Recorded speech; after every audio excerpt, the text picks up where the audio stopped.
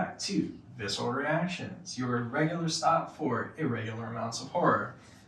I'm Matthew Jimenez. I'm Quinton Williams. On today's episode, thank you for joining us, we are covering Gary Sherman's 1981 fantastically made Dead and Buried. Probably, what is this, like the second zombie movie? How many zombie movies have we done? I don't know if I would even call this one a zombie movie. I think they're dead. I know, but they've come back from this dead. isn't Romero zombie. This is more like it's a different zombie. White Zombie with Lugosi. Yeah. The more traditional, what zombies were before. The original zombies. Romero just changed the whole field. Dead and Buried has, on paper, one of the best ensembles of Yes. names in horror. From Gary Sherman being the director of Poltergeist 3 to having small roles from Robert Englund, yes. And Lisa Marie. What did Lisa Marie end up doing? She was Vampira in Ed Wood, Tim Burton's girlfriend. Oh, okay. Yeah, she's the hitchhiker. Oh, okay. I didn't know that. Stan Winston does the makeup. Even early in his career, he just kills it, doesn't he, every time? And probably the most important piece of the puzzle, Dan O'Bannon and Ron Shusett writing the script. They did Alien. Alien, in addition to things like Dark Star and other stuff. But I mean, Alien's the only thing that matters. Yeah. I mean, if you create Alien, like that's it. Like, you don't have to do anything else. Unfortunately, I think in regards to the script versus Alien versus this, I feel like Alien's a bit better of a script, but we'll get to that. Well, yeah, I mean, Alien's Alien. Yeah. And yeah, I think that about. But I think the biggest name in this film that isn't, I don't know if he's ever done horror. I don't think so. Is Jack Albertson. Yeah. In his final live-action film role, because he was posthumously in Fox and the Hound as well. Oh yeah. Yep. Yeah, it came out like the year after this. But if you don't recognize the name, he is Grandpa Joe in Willy Wonka and the Chocolate Factory. Yeah, and just a couple years before. Wait, it was Willy Wonka? Yeah. Yeah, Willy Wonka. Yeah. Okay, I keep the titles. Oscar winner for The Subject Was Roses, which came out like 3 years before Willy Wonka and the Chocolate Factory. Oh, so he got out late in his career. Yeah. Yes. And yeah, and then, I mean, cast-wise, I mean, we've got James Ferrantino, who... He plays Dan? Yeah, Sheriff Dan. He's the second actor in our plethora of episodes that is much like... I hate myself for forgetting the goddamn Mother Priest and Exorcist character's name, an actor's name, and I feel terrible. But it's on the same vein of here's another Bill Bixby lookalike. Oh. And that means I automatically have to really like the actor, despite the fact that the actor has have you looked into his personal life? Yeah. He's not the best boy, but he's not. Well, he's had a very strange arrest record. He stalked Frank Sinatra's daughter. Yeah. I think he was arrested for some battery charges. Oh yeah, I think somebody, I I think somebody like was inside of his house. Yeah, and he wanted them to get out, and they weren't getting out. It was they did a citizen's arrest on him. On him, Which in his own house. I don't understand that. It's bullshit. Yeah, that's fine, but the stalking's a bit weird, and there was like another battery incident, or was it a robbery? I don't know. Yeah. A bit of a smeared. Yeah. The stalking Nancy Sinatra, not the best. I don't think he did anything. No, just don't be weird. Yeah, don't stalk people. Because I like you on this show. Yeah. So glad you made the Exorcist connection, because James Ferrantino did, I believe it was a made-for-TV movie called The Possession? Something like, or The Possessed? Was it that thing you watched with Timothy Dalton in it, or is that something else? No, that was the Showtime movie. Based off, yeah. About the... What based Exorcist off of? Correct. What's this then? This is about... this is about a priest who dies and who goes to heaven and then is sent back so that he can fight... What the fuck? That's a terrible deal. Fighting demons. Why him? Wouldn't you think the Pope wouldn't be more qualified? Just some priest. I want to say he's an alcoholic priest as well. Oh, perfect. Yeah, actually, my phone's there. It's recording. It's recording. As all, I for some reason, portrayed Catholic priests. Yeah. Or just seems that way. That could be just a bad misconception. Like, even if it's Catholicism, I don't know. There's some truth in it. Okay, The Possessed. Yeah. Okay. I forgot. It also has Harrison Ford in it. What? It came out the same year as Star Wars. He did a TV movie? Yeah. What the fuck? Yeah. James Ferrantino also played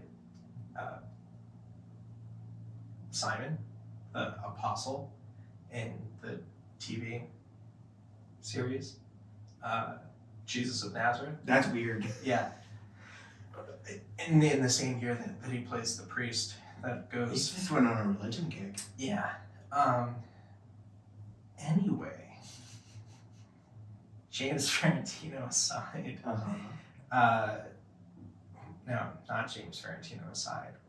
James Ferrantino plays Sheriff Dan Gillis. Yep. Who is the returned sheriff of Potter's Bluff, which is somewhere in New England, fictional town. Yeah. Probably, I'm gonna imagine somewhere near Providence. That's where H.P. Lovecraft is, and this is not a zombie movie, this is a Lovecraft movie. I'm gonna put that out there right now. It has all the telltale signs and makings of a Lovecraftian story. It even has telltale heart. It does. Hearts. It has it's a seaside town. They don't like outsiders. Vague racist undertones aside. It's the feel of this town, because the town always feels dirty. Yeah. Even in the inside buildings, like in the diner. It's all old. I mean, everyone's... I know. Dead. Spoilers. We'll get to that, but just the atmosphere of it and the feel of it, just how the story plays out, especially the ending.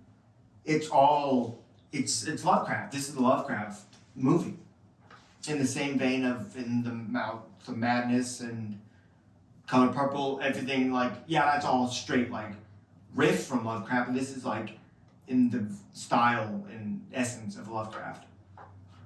Did you say The Color Purple? It's based off of a Lovecraft story.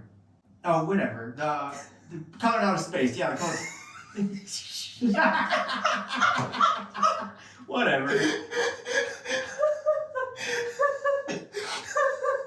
Wait a minute. Maybe I don't want to connect that to Lovecraft. Thinking about that now. Speaking of racist undertones. Fuck. Crap. The Color Purple. Color from Outer Space. I think I said that because I think in the film when Nick Cage the undescribable color is just the purplest color. So my brain did like the weirdest Freudian slip in human history in its own weird way. Spielberg did show us this. He would never do an H.P. Lovecraft adaptation. No, you wouldn't. Oh my god. How? Man, we're off to a great start. Really off to a great start. Like you said it the first time, and I was like, okay. Wait, that's it a second time. I was like, wait, did I hear that correctly? Did you just say The Color Purple by H.P. Lovecraft? Harold and the Purple Crayon. H.P. Lovecraft. Oh god. Starring Jason Miller. Yeah. That big accent would be really good. God damn it. Regardless, this is less of a zombie film. This is a straight up Lovecraftian. I think it's Stephen King. Which is that's the same thing more or less. A lot of King stuff is Lovecraftian in nature. I don't know enough about Lovecraft. I don't know anything about Lovecraft. I'm very I don't know much, but I'm like this. I can guarantee you. I won't push against that. But this would also would be. I mean, they're interchangeable. That this comes out like 2 years after Salem's Lot. Yeah. And this is the beginning of the decade of Stephen King adaptations. Yeah. Being like every 5 minutes. I guess you could consider this a Stephen King ripoff. But I guess Stephen King does kind of rip off Lovecraft's. It's a cycle. It's all the same stuff. It's just reanimated. Yeah. Yeah. At the end of the day.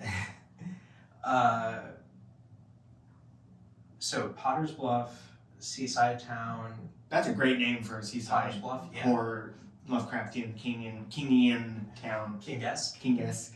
It's not Castle Rock, but you know. Yeah. It'll do. Yeah, Sheriff Dan comes back, got a master's in criminology. Everyone else is kind of very of the earth. I mean, these are fisher people. Yeah. Fishermen. These are people that were born in this town and will die in this town. And they will be reborn in this town Yes. and then die again. Or die somewhere else and brought here for some reason. Yeah. And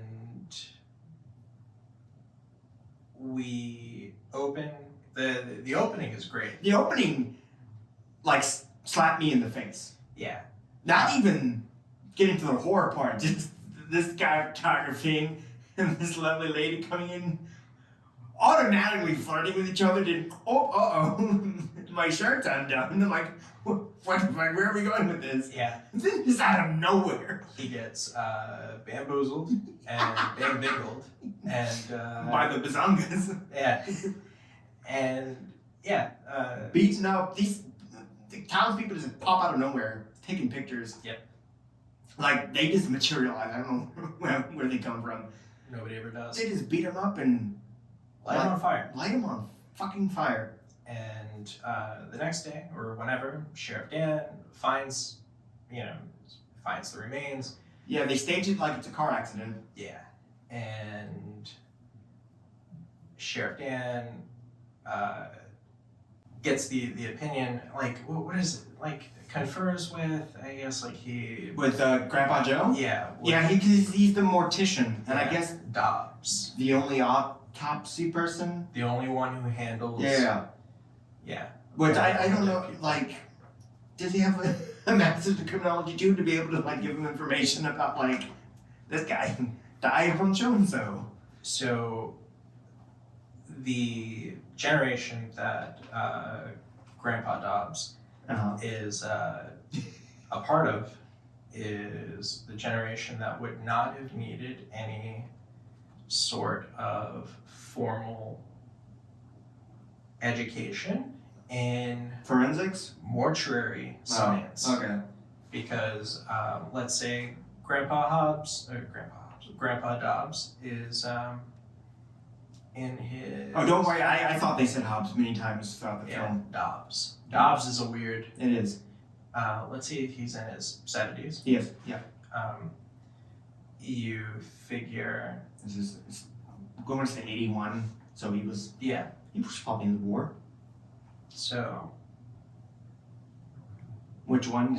I was just thinking like mortuary science doesn't really become a thing that people would go to like college for, right?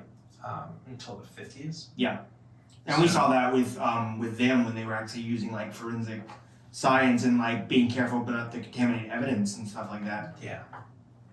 So Sheriff Dan starts noticing all these weird things, like people turn up dead. Yeah. His wife, Janet, played by Melody Anderson, is doing a lot of weird things. With Dan's being incredibly stupid about not pressing forward, about like things. I'm like, you're just gonna brush it aside? Really? You're a terrible cop. Yeah, he. I mean, if you're a sheriff and you have a lot of strange deaths. Yeah, which is probably like the first time in Potter's Bluff history. Yeah. Yeah, and you find in your wife's nightstand a book and a sacred dagger. Yeah, and sacred dagger, and then a book on witchcraft. Yeah. And her explanation is, "Oh, I'm teaching the children about it in school." And he's like, "Oh, okay. Yeah, I'm sorry."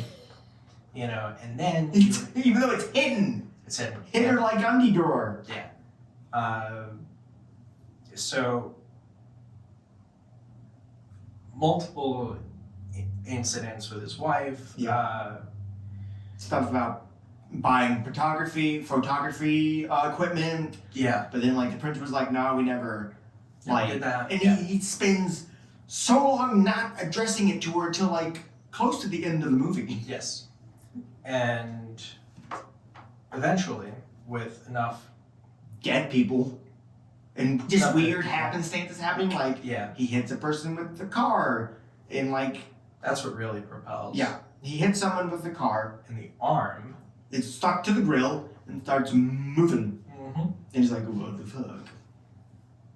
And so he eventually confronts Dobbs. Yeah. And because he's starting to piece things together. Yeah.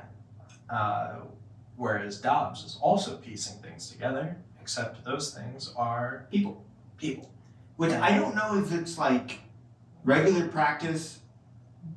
I guess it's not. I guess it has to do with the voodoo he does, where you just take off all the skin and muscle on the face and reconstruct it using like clay. Oh yeah, no, that's not. Okay. Just making sure. Yeah, no, almost none of what he does is actually practice. You know. He embalmed himself. That's practice. Well, yeah, but I mean, embalming yourself. Right. Embalm someone else. Yeah. God, that's Stan Winston effects are so good. Yeah. Except for one. What effect? The one where I know we're jumping all over the place, people. I apologize. The one where they killed the scientist who was doing DNA. Oh, the acid. Yeah. Yeah. That didn't look so good. I mean, I don't know what a person's face. No, just the face looked very like. Yeah. I could tell that wasn't real, but everything else besides that, top notch, just fucking fantastic. So. Yeah, I guess. I mean, the plot really is simple. Yes, and it's what I wanted to talk about when I mentioned it before. Like, up until, like, the last 30 minutes, I was not liking this film at all. Mm. I think it had to do with the pacing. The mystery buildup, I don't think is very good. Because it felt like, for a while, like, scenes were just happening one by one, and it didn't really, felt like it wasn't really going anywhere, or it didn't, like, impact anything. And it felt like there were just, like, 30 seconds, and that was it. It just felt weird. It felt off. I think I blame more the writers, which is weird because they were alien, which is paced fantastically, more than the director, because it just I didn't get into it. Just weird things. Just things were happening too fast. Scenes happened, but they felt like they didn't really matter, didn't really add to anything. I just, for the whole time, I'm like, I wasn't bored. But there was something about it, like, this isn't the best, like, script. But then you get to the last 30 minutes. And I kid you not, with no exaggeration, maybe, like, the best last 30 minutes of a film I've ever seen in my life. Because, like, legitimately, this is genuinely, like, fucking fantastic. The part where, like, Dan starts piecing things together and, you know, ripping off graves to get, like, when he starts piecing it together up to, like, the end, is some of the best, like, 30 minutes of a horror film I've ever seen. It's so good. It's so fucking good. It's everything. It's, like, that's where the Lovecraft really starts to ooze in. And I want to talk about, like, the last 30 minutes more proper, because it needs it, but, like, because of that last 30 minutes, regardless of what I thought of the first 2/3 of the movie, I love this film because of that last 30. That's how strong I think it is. Like, I'm like, by the end of it, I'm like, fuck yeah, that was awesome, excellent. Interesting, very interesting, very interesting. The ending is, I think, one of the best twist endings. Yes, that too. That's just everything building up seen. with those last 30 minutes. It's so good. Fucking so good. So, Sheriff Dan confronts Dobbs. Yeah, he finds backstory of him, like, doing weird Unethical things, and I guess he was a doctor or something in Rhode Island, like you mentioned. Well, he was a mortician. Yeah, okay. In Providence, and we say Providence. I don't know if it was in Providence. Uh-huh. Oh, was it? Yeah. Oh, I thought it just popped up because that's where Lovecraft grew up. Yeah. I didn't know that. That's interesting. They found that he was he lost his license because of unethical practices, which we come to find out is because he's been experimenting on these bodies. Yeah. And he's practicing black magic. Yep. To reanimate these corpses. And they don't go into details on how he does it, which I think is great. Yeah, it doesn't really matter. Yeah. It's just a question of... You can, like try to piece together what he does. Is it the embalming fluid he uses? Is it because he always has music? He always has old music from the 40s, like I think it's just a ritual. Ella Fitzgerald or Glenn Miller Band or Glenn Miller Orchestra, but, like, it doesn't matter. It's not important. He considers these corpses art. Yeah. And reconstructs them. Interestingly enough, every corpse has to have been Mutilated, disfigured in some way. And so he makes them new, and when he brings them back, he alters their memory.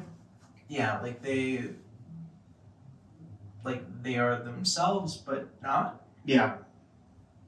Like, I think some he allows us to have awareness of what's happening, and others he doesn't. Yeah. I'm not surprised if, like, at this point, if not 99% of the town or the entire town are dead. I think the entire town. Well, besides, like, the scientist. Because I don't think he was before, and they killed him, and now he is.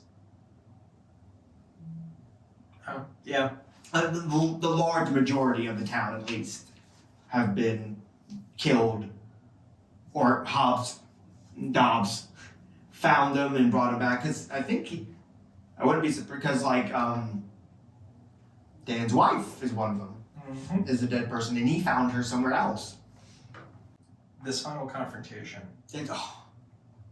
It's too good. So he starts piecing it together. He very quickly starts to think that, like, I don't remember what his reasoning was to believe that, like, people could be brought back from the dead. But, like, what was his thought process? I don't remember. But the first victim, Freddy, who they call him Freddy, his name was, like, George something. The first victim in the first scene of the film. George LaHoy. Yeah. They buried him, but he had the Undertaker root up the grave. It's empty except for, like, his heart. It's wrapped in, like, a jacket. Yeah. And it harkens back to a conversation that he was hearing his wife, because his wife's a teacher, talk to his class about, like, and I'm sure all those kids are dead too. Very possible. Well, there's that kid who was one of the victims of the family that drive by. Mm-hmm. Which, that scene in the house is great. It's like all the horror stuff is fantastic throughout. It's paced well. I say paced well. The atmosphere's fine, but when they're doing the chase around the house, it's very slow. In almost a comical way. But the wife is talking about how they have to keep the heart close to the body or bury the heart of something. The heart has to remain intact, has to be removed and buried for the process to work. But she also had, like, this bit of film that she says her students, the kids, or had filmed because it was part of. I don't know what curriculum he teaches. Just fun stuff. Yeah. She needed him developed, and he finally gets it developed. Which I don't know, because I don't know. I guess I'll get to. Never mind. I'll get to that in a bit. They give him the film, and he looks at it, and it's all the footage of the mutilations of all the people who died in the film were outsiders. Very Lovecraftian, like, we don't take kindly to outsiders here, type thing. So I guess because whatever. Grandpa Joe needed, like, new art pieces because he had more or less gotten everyone. But Dan is seeing all of the footage, and he's horrified, and then he sees, like, this couple having sex in bed. And throughout the film, like, when all the townspeople go to kill everyone, they always have, like, film cameras and cameras that are taking pictures of the whole thing. He sees a man being stabbed in the back, and the person who does it is his wife, and that's when he goes insane, he goes crazy. Rightly so, and I was thinking, like, for a moment, like, I wonder if this is, like, overacted a bit too much, but no. I quickly, like, got rid of that thought, because I would imagine, like, a person in this situation would just go manic crazy seeing all this, and that's why I kept saying it's very Lovecraftian, because Lovecraft, the protagonists or characters, are driven insane by something, by knowledge of something, not perhaps, like, knowledge of some cosmic being or knowledge that our brains can't comprehend, but something. They discover something and they go mad, and so, like, he's hollering, like, madness, and I don't think it's overplayed. I don't think it's overacted, even though it feels like it is, because it seems so appropriate, because, like, you're discovering your townspeople partaking in this crazy stuff, and your wife, I think I would go crazy. So here, and we get to, like, the fucking best part of the film, which I'll lead you to it. The fucking conversation between Hobbs and Dan, with him just, like, the actor, James, is that his name? Yeah, James Farina. Yeah. Just him and Jack Alberson, just acts, not out acts, but, like, are just powerhouses in the conversation. They're great in that. The footage, which I don't know why he has multiple projectors. It's fine. It looks fucking cool. Yeah, it looks cool. And I should say, like, the whole film is shot great. There's so much atmosphere in the film. Yeah. The image of seeing Janet in bed with someone else is made more explosive by the fact that when Dan goes to the hotel to investigate the person that he will eventually find out is George LaHoya. Freddy. Who we should say that George comes back to life and he's working at the gas station. And working at the gas station as Freddy. Yeah. Yeah. Because Lisa calls him Freddy in the beginning, and that's it sticks with the new life. Freddy is the person that Janet sees for whatever exchange that they do,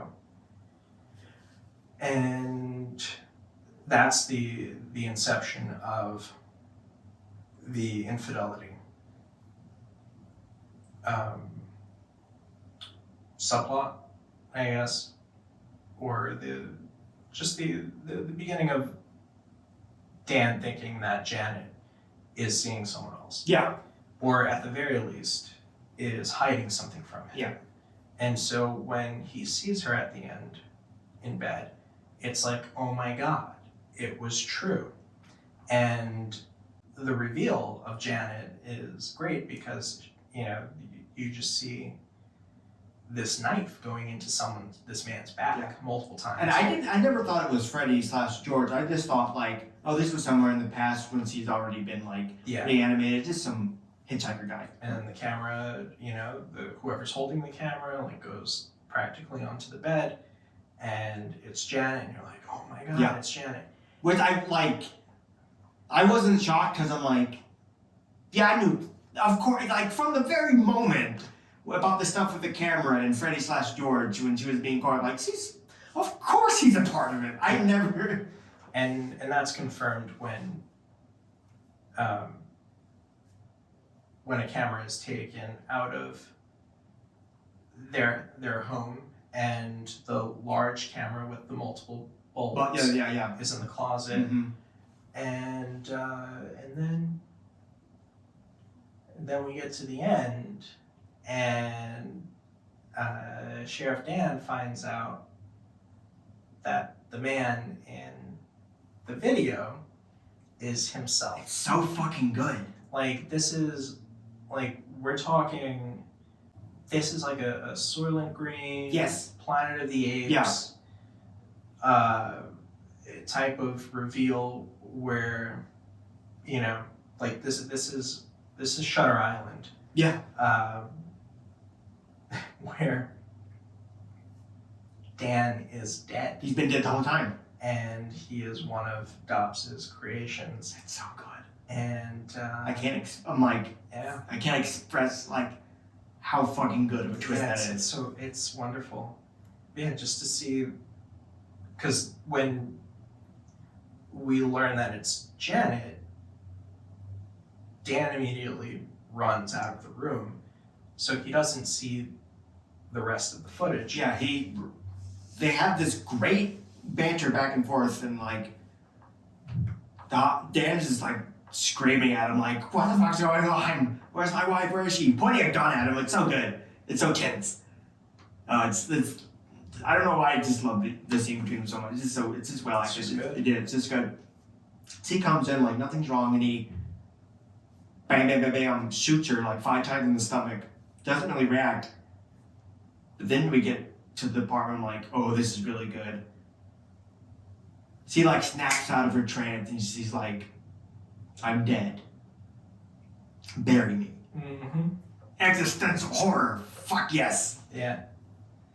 Yeah, no, it's perfect. Like, and then the reveal that Dan is also one of them, and he notices his hands. Yeah, they're all rotted. Again, great Stan Winston effect. Yeah, and Dobbs says, let me touch you up. Yeah, and like he kills Dobbs, and like Dobbs like is crudely putting funeral makeup on him and like embalming himself. He does the process on himself. Yeah, and I would imagine like he's been dead for a while.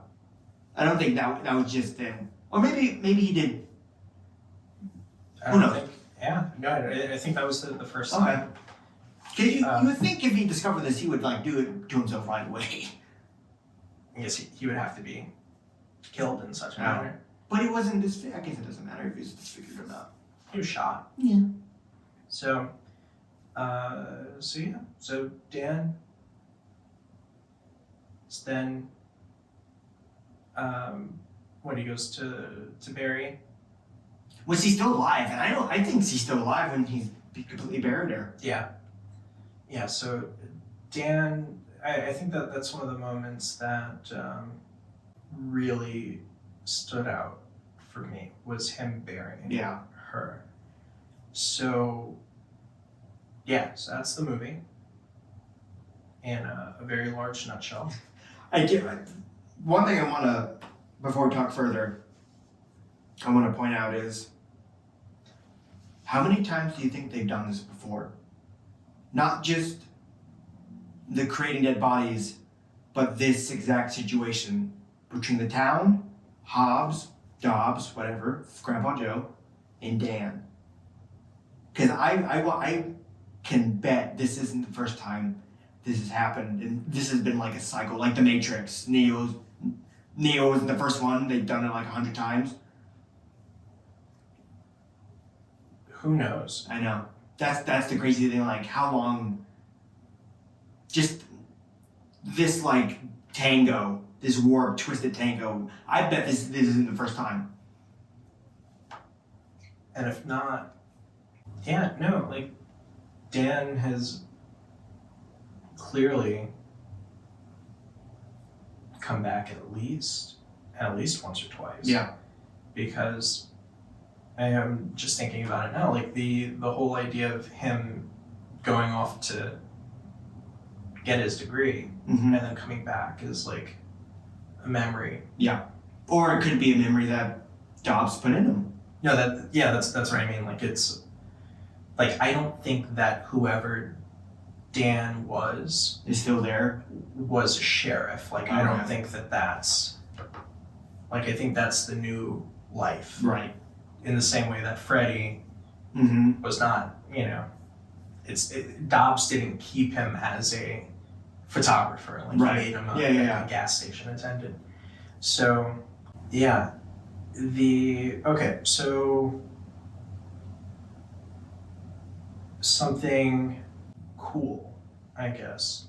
I mean, probably the coolest part of the movie, the effects, the makeup. It's so simple, but it's Stan Winston. It's gonna be beyond amazing. I mean, This is like before Jurassic Park, Terminator, before all that. Yeah. This is super early on in his career. So this is a year before The Thing. Did he work? No, just in terms Okay, of okay, like, special effects. yeah, Yeah. of like this moment, Mhm. I guess. Stan Winston had designed the faces in Star Wars for Chewbacca. Okay. Like, that was one of Because it has the movable mouth. the animatronic, the needle that George gets In his eye to kill him. Yeah. So that's, I think, out of all of the effects, like, that was the one that creeped me out the most. Even his burn makeup, Yeah, that was great. fucking amazing. So I found like a really I found like a interview from the time of the movie, and he explained how he did the eye trick. And apparently, because like, how are you gonna get the needle in perfectly? Oh, I know what they did. They did in reverse. That's what they do for a lot of the kills in the Friday the 13th series. That makes sense. It's the same process. So Things in reverse. they did, they made the eye Yep. look as real as possible, like everything down to every single eyelash. And there was like this tiny hole Mm-hmm. that was in, I think the eye was wooden, Okay. and so, that way they could paint it. And so Nurse Lisa just Took it out. It was this is what makes it impressive. Like, aside from thinking about Yeah. all of this, but I mean, like, figuring this part out. It wasn't just a question of like, how do we make it look real? How do we make it look like she's putting it in instead of taking it out? Yeah. Yeah. And then also the eye opening and closing.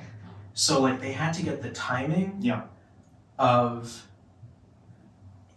the eye opening and then the needle going in or, Yeah. being taken out. And have it all, the motion of the arm and everything works so smoothly that it looks like it's Yeah. going in. I think it took 17 tries. I'm sure it did. Before it looked the Perfect. way it looks now. There was that, and then the most impressive effect is when the hitchhiker, when Lisa Marie's character is completely disassembled and then brought back to life. Oh, the face? The entire, like, when he removes everything and then rebuilds her from nothing. I only remember like him taking the face off and you see all like the muscle flexed Yeah. into the skeleton of the face. It was everything. Like, yeah, like it. The whole head. Yeah. Yeah. I thought I meant like the body. Oh, yeah. I mean, Yeah, that it looks it's implied that he right. does. Yeah, but that whole beautiful. So, yeah, all of that was done in clay. Yeah. Like they had to do he had to do like clay, sculptures of her, and then had to literally cut it apart again. Yeah. To make it, to determine like how it was going to be done, and then they just do the time lapse. So good. Yeah. I think that's the most impressive visual effect. Yeah, like in terms of, I guess, like along with what we saw in the Thing, and I don't know, something like Event Horizon. No, with the not early, but the CG. Yeah, well, I'm just thinking of like with the makeup. Oh, the makeup. I was thinking of like the makeup effects. the water bottle. Oh yeah. With the fluid simulation in it. Yeah. Just thinking of like the makeup work in this is like one of the best that I think that we've done so far. Yeah. If not. I think if we ever end up doing it, a big run for its money would be the original Hellraiser. Because that's really good makeup effects. I haven't seen that in forever. I really like it. We might, we could put that on Okay. list. But yeah, like the makeup aside, I mean, just this whole idea of an entire town full of dead people. Yeah. Is fascinating. And I think. And it's like, which ones of them know and which ones of them don't know. Yeah.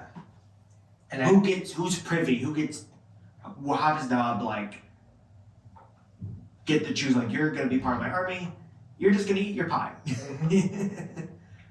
Okay, so I guess this is like the thing that that really struck me while watching this is that this is happening at a time, like, I mean, even just the past like 50, 60, 70 years or whatever, where funeral practices in America have really shifted to dehumanizing death. Yes. And so mortuary science, like I said, like has like a peak in like the 40s and 50s. And then in like the 60s and 70s, you have fewer morticians because there are a number of unethical incidents involving morticians at the same time as when Dobbs is said to have been kicked out of Rhode Island. Necrophiliac? Very possibly. which that is not a bygone issue. I want to say that there was a case maybe 10 or so years ago where Oh God. A funeral director or a mortician, I don't remember which, was disassembling corpses and then putting them back together in weird ways. Okay. Like a Frankenstein. Yeah, but like in a jigsaw puzzle kind of way. Yeah. So you have the cost of funerals Yeah. going up. Oh, very expensive, and even like the process of preparing a body for a funeral is very weirdly dehumanizing because it's Extremely. Like Yeah. the entire thing, I mean, just the idea. draining the blood Yeah. Like and all the filling them with fluids. this fluid to, like, it's like I don't understand the idea of like pumping a dead body full of chemicals to preserve them longer when they're just gonna go on the ground anyway. Correct. But this is all part of the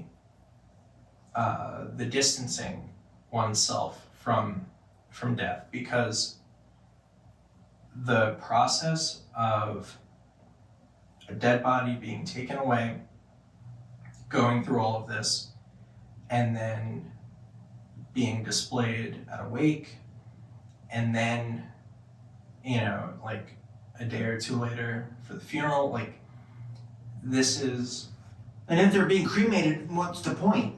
well, they wouldn't do it if it's, Oh, okay. um, Cremation. yeah. They would just probably like put some makeup on them.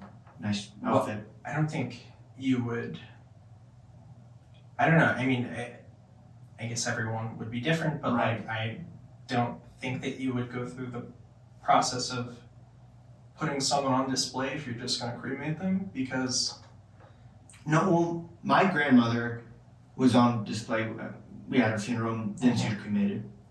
okay, there we go. But I don't know if they still do the embalming, They probably still did, because you figure by that point depending on how long it was. it's been at least 3 or 4 days. Yeah, I don't Yeah, want to think about that. yeah. So yeah, that's all to make sure that there's not, the scent of rotting, Yeah.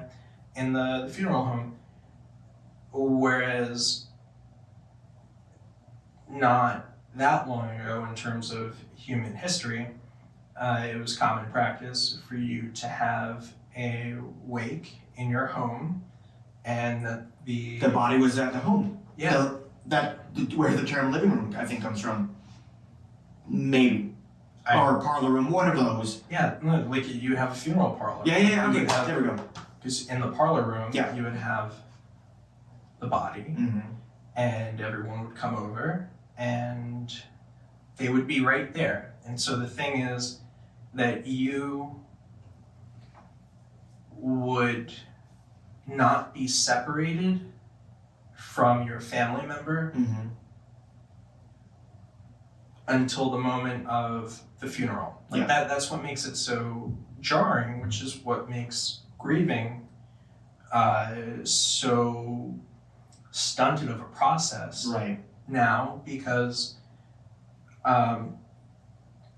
person dies, you hear about it, who knows when the last time you saw them, next time you see them, they're in a casket. The next time you see them, it's their dead body. Yeah, Funerals are just, the more you think about it, just weird, kind of odd.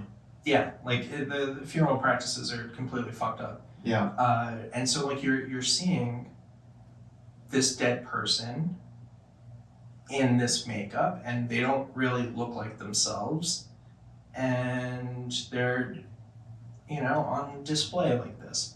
So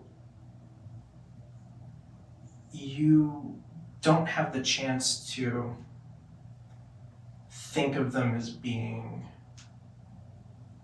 dead. Right. You think of this strange facsimile of them Yeah. in a casket. And then after they're buried, you're left to think, wait, they're gone. Yeah.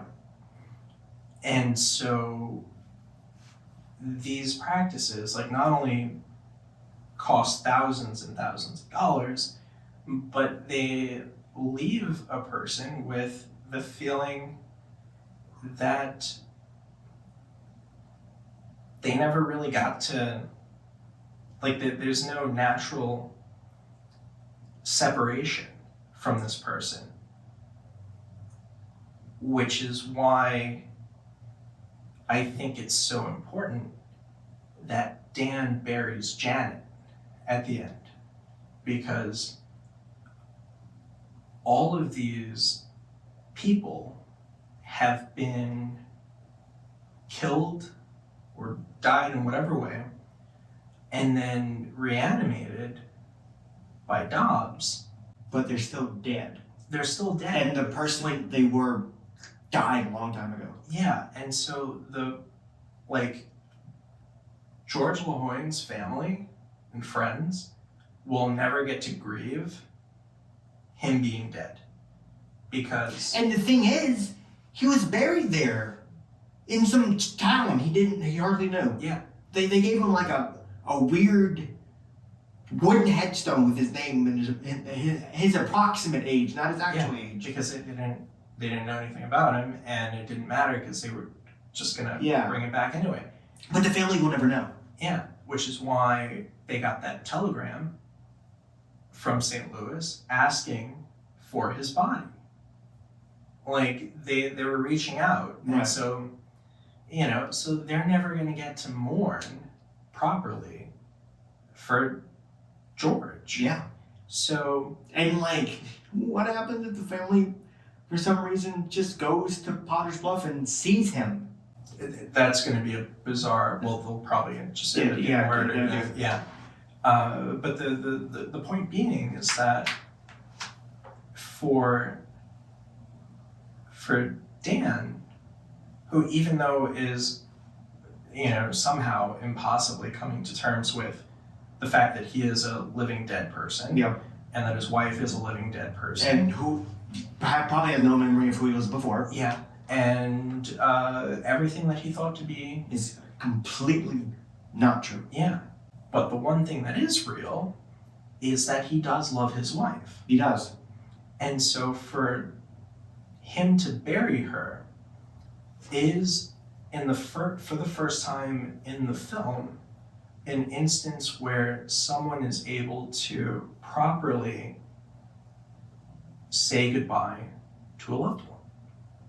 And even if they're not actually dead underneath there. Yeah. I don't know what'll happen to Janet underneath the dirt. What's probably going to happen is Dobbs, Uncle Joe, Uncle Grandpa's a show. Uncle Joe just erases everyone's mind and starts from scratch, and like I said, the whole cycle starts anew. Well, with Janet, she, unless someone digs her up, she's just going to continue to decompose. Yeah. And Dobbs would, because he said she was his perfect specimen. It's possible. Yeah. Who knows? But the idea that that you can be so removed from death is what leads to it being so terrifying, because we're shielded from it. All of the practices that Dobbs is doing, the fact that he's bringing people back, him playing God, is just one of the many steps that we as a society enact in order to push death away, to keep in this state of denial. I mean, the whole idea of embalming fluids is ridiculous. It's absurd. The idea of spending thousands of dollars on a casket that's just going to go in the ground. Yeah. And all of it is so that we can make ourselves feel better that, you know, we bought Grandpa A nice casket, Yeah. you know, his favorite color. It was a $10,000 casket. And it's a way to say to the rest of the family and to say to friends and all, you know, whatever, this is how much you love him. Because just think of how it would look now in this day and age if you were to buy a relative a plain wooden box. Just an actual, like not a casket, just an actual coffin. An unadorned pine coffin. People would think that you hated your family so much and that you were such a cheap bastard, when in reality, they're dead. Yeah. You know, it's really awkward. That's how I want it. I want to be put in a wood box. I don't want any embalming fluid on me. I want to become a tree. Okay. I want to be a tree. You know, what's hilarious is that I was actually hoping that this conversation would lead to this point. I know. Yep. I was thinking of it myself. I wanted to ask how, not just how you would want to be buried, but what your thoughts on burials or funerals happen to be. So you would want to be a tree. Either be a tree or turn me into ash and turn me into like stones. That'd be pretty cool. Keep my. There's a thing we can do where you can take the ashes and turn them into a gemstone. Really? Yeah. And I feel like I've seen like posts where people like, yeah, turn me into ash, but keep my skull and put like the gemstones in the eyes. That would be cool. That'd be pretty cool. But I don't know if family would want like Grandpa Quinton's skull in their house. That's a bit weird. That used to be a person. Yeah. Like, yeah, either turn me into like gemstones or turn me into a tree. In Mystery Men, Jeannie Garofalo had her father's skull in a bowling ball, and that would be fun because that'd be fucking cool. Yeah. Okay, so a tree. So like what? Like one of those pods? That is the thing. I don't know how it works, but like, yeah, let me be food for the worms. That's where we came from, and that's where we will end up. The stones thing, I'd never heard of that. I think that's a real thing. I can see it. Yeah. I can see it. Okay, now if you had to have your ashes spread anywhere. I'm too young. I haven't explored the world. I don't know what it would be like. Okay. The place. Okay. They're putting Uhura's ashes in space. Yeah, that would be, I feel like the space option should be reserved for people who had space-related lives. Yeah. You know, like, I don't think, I don't think any, like, billionaire should have their ashes ejected in space. Like, they don't deserve that. No, they deserve their graves to be spit on. Yeah, exactly. We'll put them in the cheap pine box. Yeah. You know, but, like, someone, like, in the event of William Shatner's death. He's not young. Yeah, like... He's 92. He looks 60. He's not going anywhere. Not that I wish that upon. Right. You know. But, like, that would be... You know, I feel like if you were in Star Trek... Yeah. Your ashes belong in space. Yes. That's a space fleet's death. Yeah, that's a Starfleet captain. Yeah. I mean, in Search for Spock, they put... spoilers for spoilers for Wrath of Khan. Spock dies, and they put his body in a torpedo and they shoot that out. Yeah. Onto the newly formed Genesis planet. But then he comes back to life. Spoilers for Search for Spock. He comes back to life. They do that in Starship Troopers. Do they? They have... I don't remember. It's been a while. They have the burial, you know, where they eject them out into space. They probably took that from... Or no, that all derives from like a ship. Yeah, Navy thing. Yeah. Whatever. Yeah. You can't put someone overboard, so you just send them out. Yeah. Yeah. Okay. What else was I gonna? You were gonna ask about like just the thoughts of funerals in general. Oh yeah. All right. If you had to have a tombstone, what would be on it? The problem is, like, in the town Tombstone, there's so many great ones already taken. Mm-hmm. I've, like, posted this a lot to all my social media stuff. It's a wonderful quote from Doctor Who, which is my favorite quote of all time, which is, laugh hard, run fast, be kind. I like that. I like that. That is like the furthest from live, laugh, love. Yeah. While also staying in the same realm. But it's not as Karen. But it's not like it's not cringy. No. Like that's like those are actual those are like words to live by. Yeah. And I like that. I really like that. And like I feel like that would be like that would fit. Yeah. On a tombstone. I don't know if the BBC would like how Disney was like, I don't that kid wanted Spider-Man on his tombstone, but Disney's like, what? There was a thing where like a young boy unfortunately passed away, and I think like he loved Spider-Man or something, and he wanted like Spider-Man on his tombstone, and Disney's like, fuck no, you don't get Spider-Man on your tombstone. In fact, we're gonna take your body. They didn't do that, but like I would feel like I don't know. Maybe if I die, Doctor Who got lung cancer. I hope not. I love Doctor Who, but I would feel like I would need permission from the. Well, fuck it, I'm not even gonna. I'm gonna have them put it on the tombstone. BBC's not gonna know who I am. They're not gonna, like, they would have to cross the pond. Yeah. And then find your grave. And then, like, sue you? Not like, unless. Posthumously? Or I would have to, like, forego my dreams of one day playing the Doctor on Doctor Who, despite being an American. Which, like, I don't wanna. Crap. If I get to play the Doctor, then they have to give me that. Yeah. I help that. I would help keep that show going. Goddammit. I think that's fair. I think that's fair. There was. What would you have on your tombstone?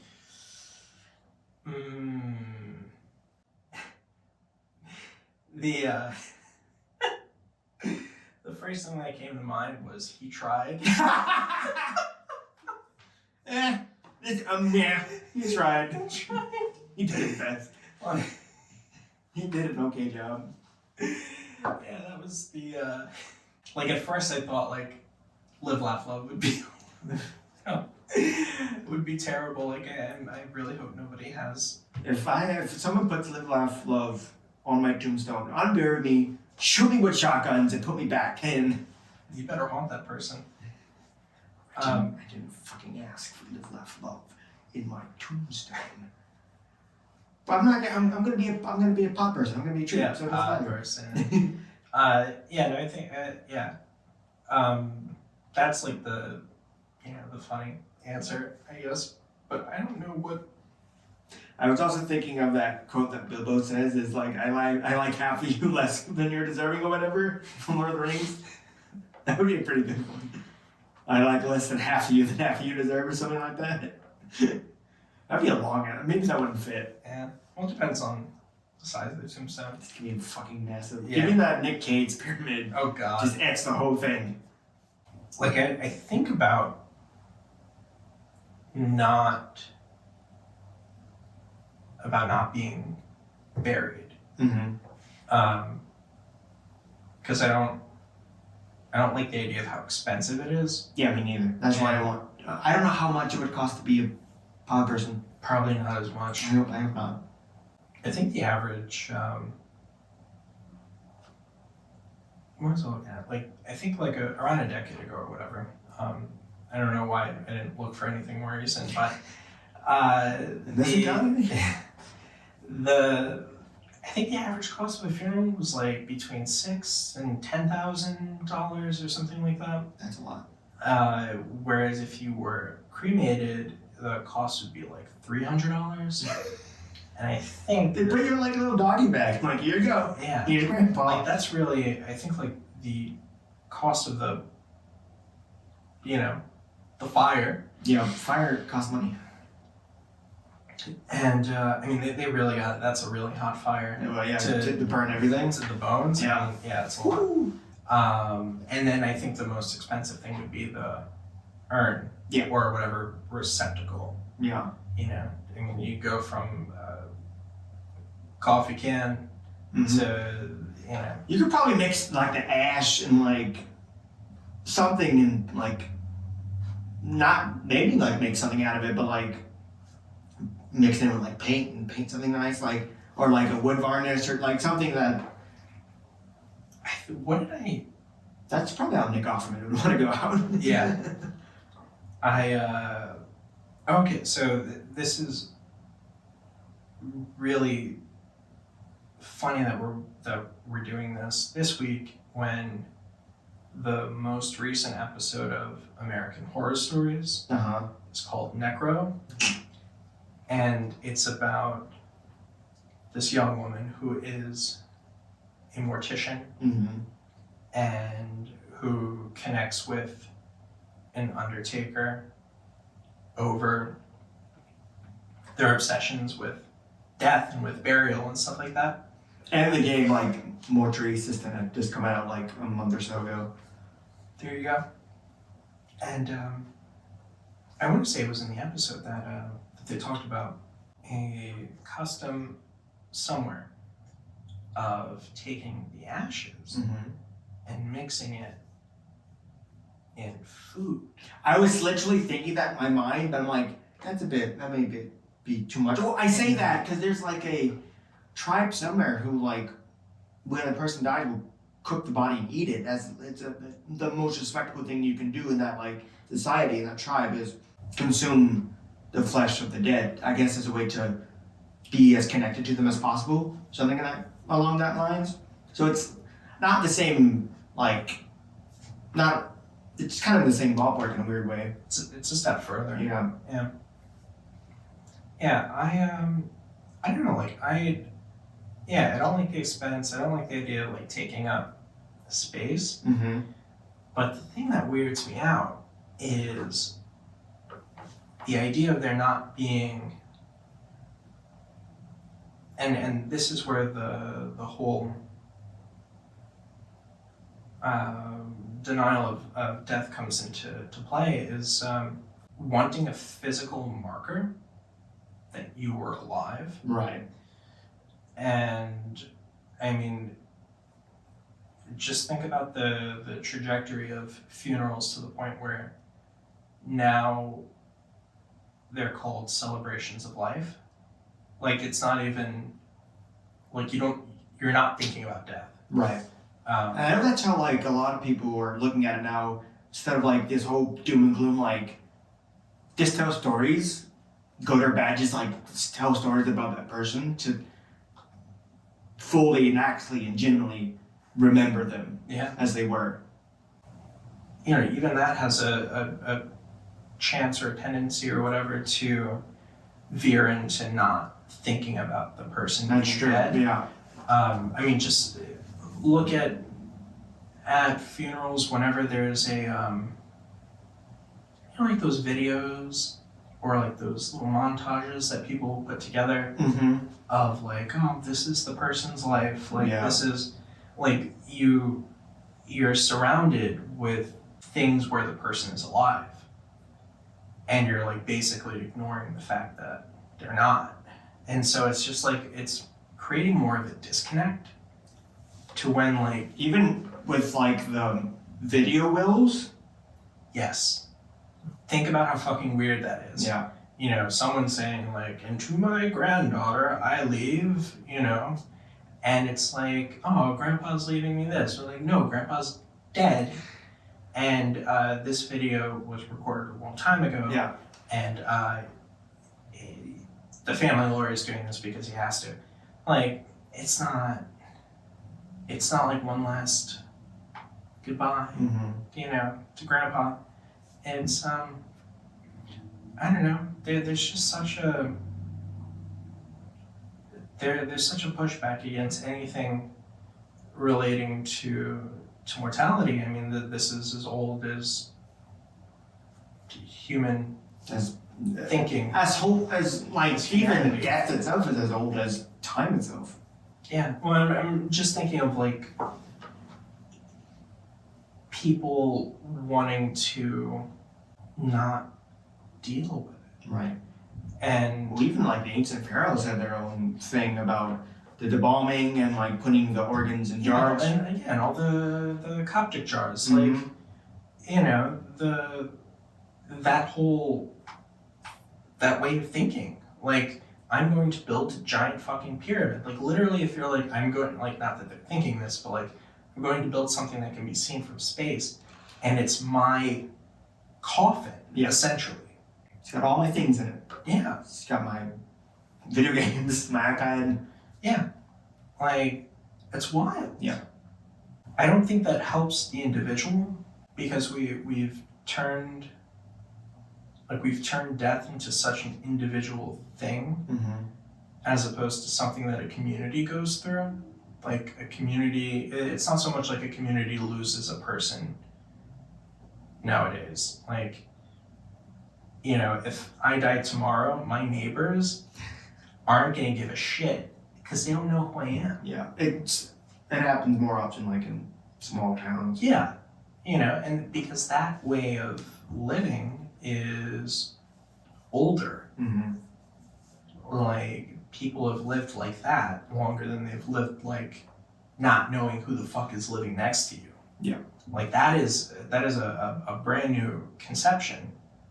That is a brand new concept in human history, essentially. So it's no longer feeling something as a community. Like, you know, just because someone's not related to you, but like they live down the block from you your entire life, and they're gone, like, you're gonna go send them off. The only time I've ever really truly remember seeing that, a community coming together, was when my best friend died in junior year of high school. And it was not just his family, it was teachers and students that he were with class with, and I was in class with him, teachers that he had, like, and just from all like walks of life in our little town of Santa Monica Gonzales. Just all, like, there were so many people there.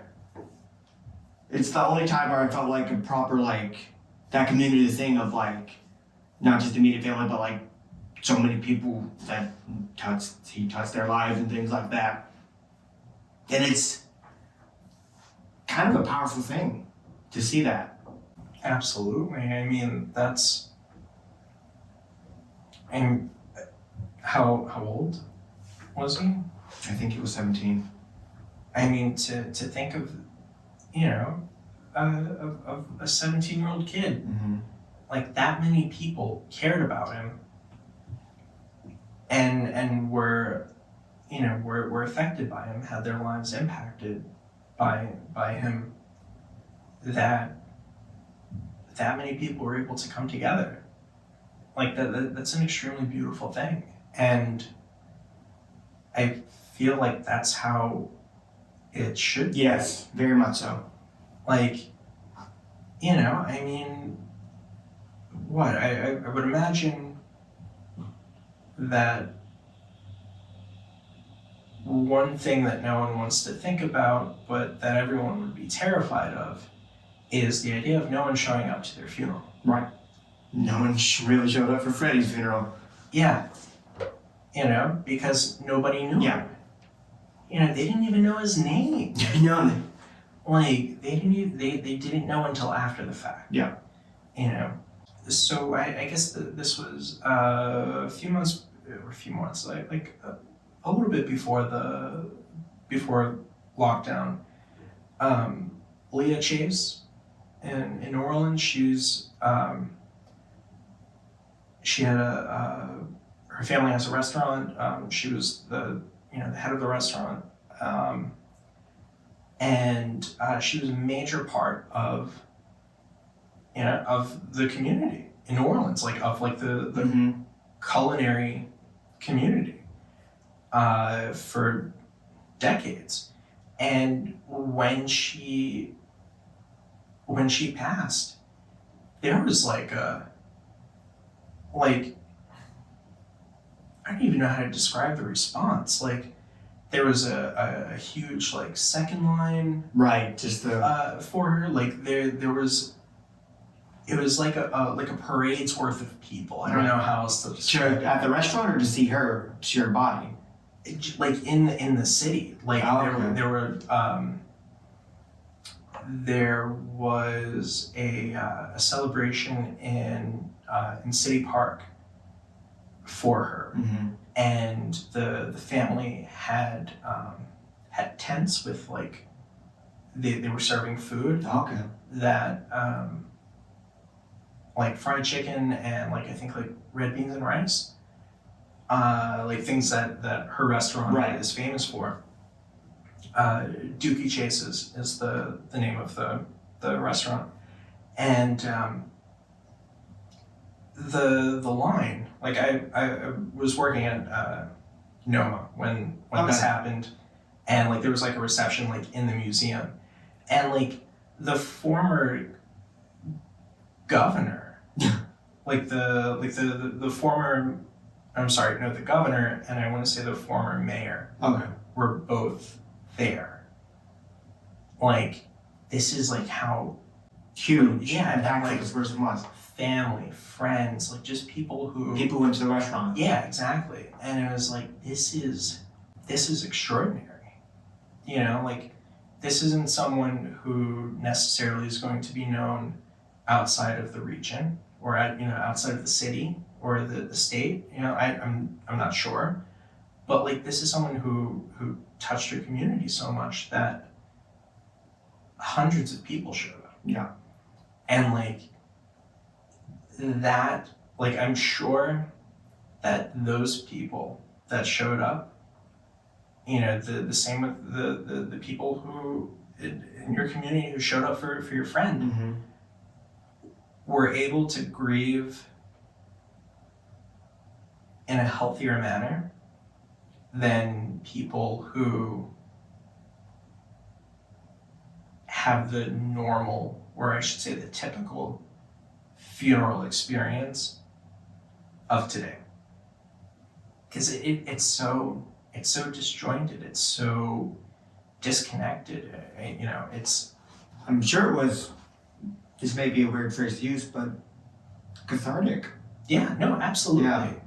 Because it's like, you know, no one's trying to hide the fact that this person's gone, you know, but you're all together and like you're all sad together.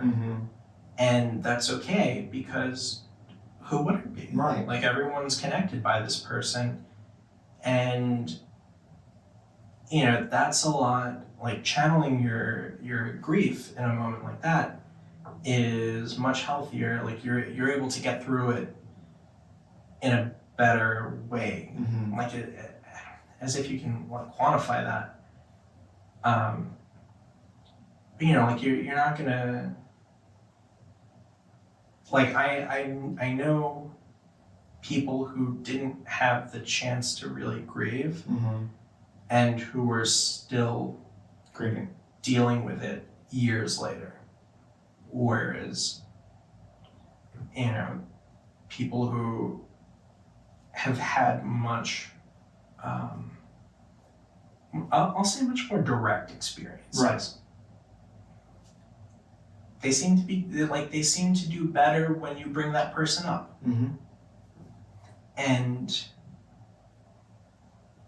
you know, in a way, it's funny, like I think that's kind of what the movie is getting at, of like, you're surrounded by people who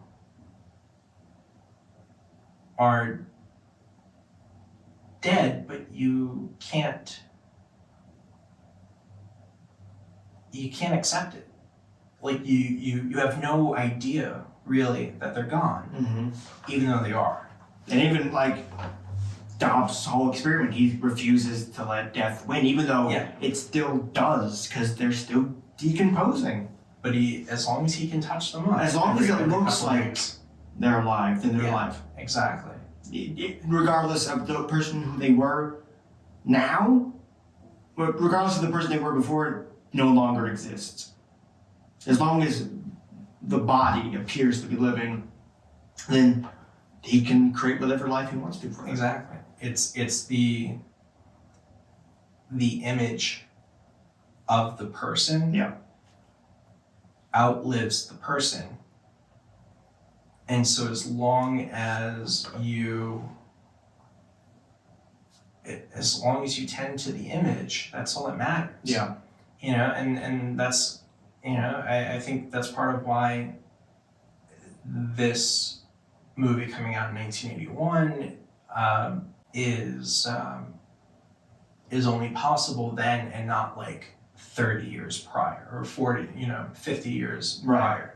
Like that's a very that's just a very postmodern concept of like that you and the idea of you are not the same thing. Right.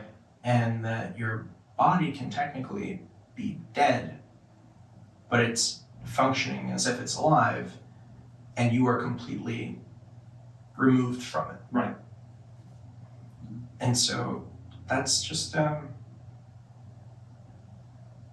I think this is there's a lot more to this than I think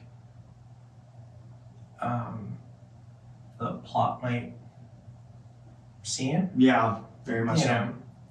It's not like this isn't a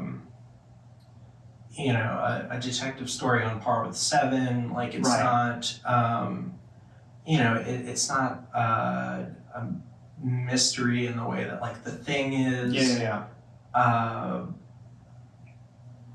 For the most part, and then like the ending. And, it kind of has to mosey itself along to get to the big like last 30 minutes, which really just hits its own run. Yeah, and I think it needs the time that it takes to get you acquainted with people that you know are dead. Yeah.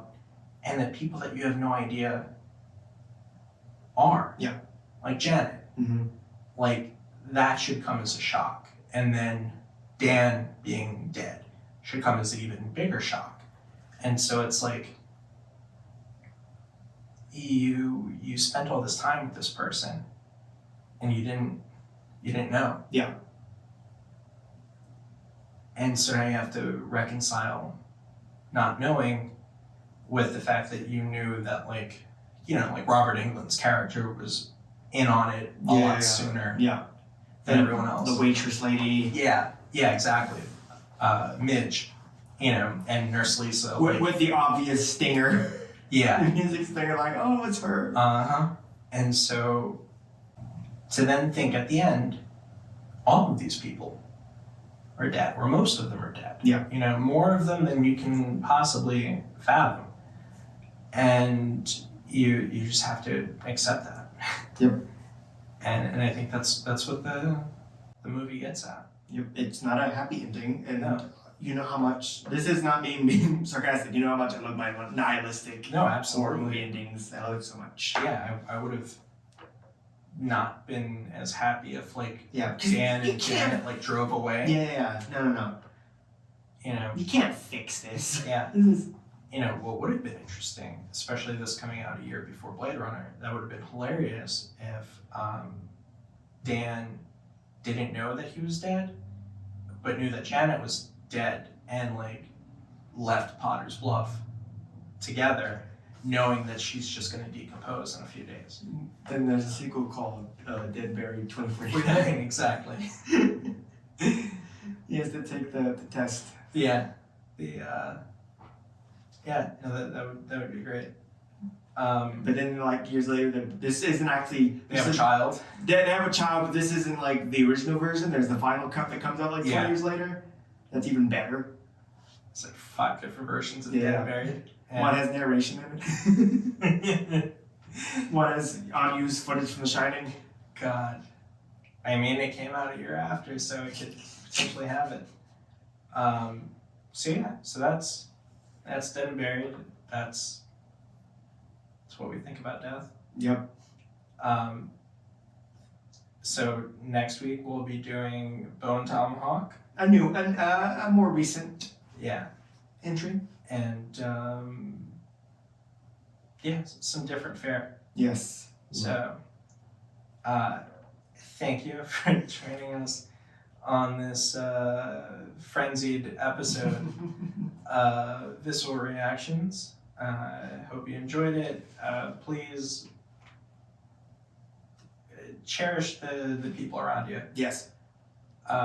That's your directive for the for the episode. Who gives a fuck about Facebook or reviews or whatever? Just cherish the people around you.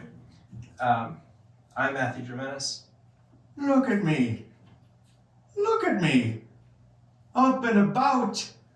I haven't done this in 20 years. I never thought my... Da-da-da-da-da-da-da. And that's a wrap.